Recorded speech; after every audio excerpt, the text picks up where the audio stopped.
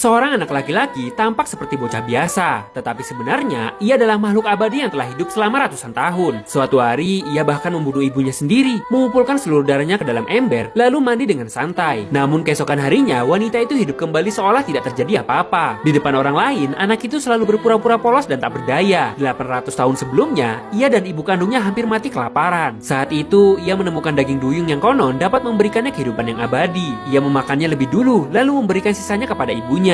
Namun efeknya tidak berjalan sempurna. Anak itu menjadi abadi, sementara ibunya berubah menjadi monster. Sejak saat itu, hidupnya berubah selamanya. Selama berabad-abad, ia mengembara sendirian. Setiap kali menemukan orang baik yang merawatnya, mereka akhirnya meninggal karena perang, penyakit, atau usia tua. Sementara dirinya tetap menjadi anak kecil. Kesepian membuatnya mengambil keputusan yang mengerikan. Ia mulai memberikan daging duyung kepada orang-orang yang putus asa, agar mereka tidak meninggalkannya. Salah satu korbannya adalah seorang wanita yang kehilangan suami dan anaknya akibat perang. Dalam keputusasaan, wanita itu memakan daging duyung yang diberikan anak tersebut. Mereka kemudian hidup bersama layaknya ibu dan anak. Namun seiring waktu, wanita itu menyadari bahwa anak itu tidak pernah bertambah tua dan tidak bisa mati. Ketika mengetahui kebenarannya, ia pun ketakutan. Wanita itu beberapa kali mencoba membunuhnya, bahkan pernah melarikan diri dan memulai kehidupan baru bersama pria lain. Namun berbagai tragedi terus terjadi di sekitarnya. Ia mulai yakin bahwa anak laki-laki itu tidak akan pernah membiarkannya bebas. Hubungan mereka berubah menjadi ikatan yang penuh ketakutan dan penderitaan. 50 tahun kemudian, anak itu bertemu dengan Yuta dan Mana, dua orang lain yang juga pernah memakan daging duyung. Ia berpura-pura menjadi anak polos yang sedang mencari ibunya. Saat itu, ia tinggal bersama seorang pengasuh bernama Shizuka. Sementara itu, wanita yang selama ini dianggap ibunya mulai kehilangan efek keabadian karena kekuatan daging duyung yang di tubuhnya mulai memudar. Dalam keadaan panik, ia berusaha mendapatkan lebih banyak daging duyung dan menyerang anak itu dengan pisau untuk memaksanya mengaku.